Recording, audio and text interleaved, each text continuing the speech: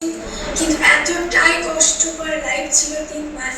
৩০০ থেকে ৪০০ ইনজেকশন প্রতিদিন পেটে কোমরে নেওয়া, ৩-৪ বার অপারেশন থিয়েটারে ঢোকা, হাত মুখ সব ফুলে গেছিল। আর সবসময় গায়ে হাতের ব্যথা এত বেড়ে গেছিল, তবুও রাত্রে ঘুম আসতো না, তবুও ফিল করতাম যে মা তো হতে পারবো, যা কষ্ট হচ্ছে মনে হয়। তো সেটাও আমার কাছে সেদিন ৩ মাস পর মিস খেলে চলে যায়। আমি বুঝতে পারছিলাম এরপর আমি কি। তো থ্যাংক ইউ যে হয়তো মনে মনে চেয়েছিলাম এমন একটা কিছু নেই যেটা আমাকে নর্মালভাবে মা করবে, আমার হেলথকে ঠিক রাখবে। তো হয়তো চেয়েছিলাম, তাই পেয়েছিলাম। কোচ আমাকে এই গ্রুপের সন্ধান দেয়। থ্যাংক ইউ কোচ, যে আমি সকালবেলায় ঘুমিয়ে গেছিলাম, আমাকে ডেকে উঠিয়েছিলাম, মনটা আবার কেটে শুয়ে পড়েছিলাম, আবার ডেকেছিল। তো ওই দিনটা আমি কোনোদিন ভুলবো না যে ভাগ্যিস ডেকেছিল। তো এই গ্রুপের সব ডে বাই ডে মেনটেন করার পর ১ বছর পর আমি নর্মালভাবে কনসিভ করি, একদম নর্মালভাবে, শুধু হেলদিভাবে আমি শিখেছি বলে।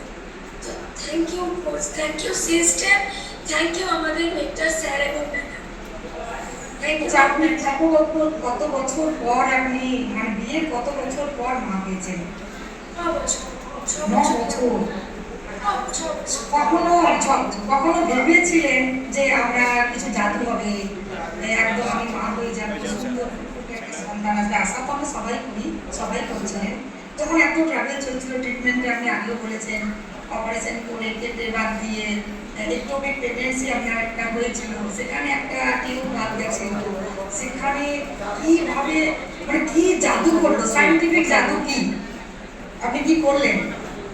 সায়েন্টিফিক জাদু বলে না, সবাই শুনে ভাববে এখানে এলো, এই খাবারটা খেলো, আর কোচ মেন্টর গাইড করলো, দিয়ে বাচ্চা চলে এলো। নো, এটা সায়েন্স আছে এর মধ্যে। কি করলেন পরিবর্তন আপনার, একটু যদি বলেন সামান্য কথা। প্রথম কথা হচ্ছে, হ্যাঁ, আমার একটুপিকের জন্য একটা টিউবও বাদ চলে গেছে, আর একটা টিউব, সেটাও কিন্তু থ্যাংক ইউ মনে করে দেওয়ার জন্য। যাই হোক, আরেকটা টিউব আমার কিন্তু পুরোপুরি ব্লক ছিল, ইনফেকশন ছিল। তো একটা প্রশ্ন আপনাকে করেছিলাম, কিন্তু আপনি নার্স লাইনে ছিলেন, তো আমরা কি করি, আমরা সাপোর্ট ওখান থেকে নিই। তো আমার কোচের সাথে তখন আপনার সাথে আমার পরিচয়, আপনি একটা কথা বলেছিলেন যে মানুষ মৃত্যুর মুখ থেকে ফিরে চলে আসছে। আমি তো দেখুন না থেকে কি জানি, এটা আমাকে পাওয়ার দিয়েছিল। আমাদের স্যার একটা কথা বলেছিলেন, শফিক স্যার একদিন আমাকে বলেছিলেন যে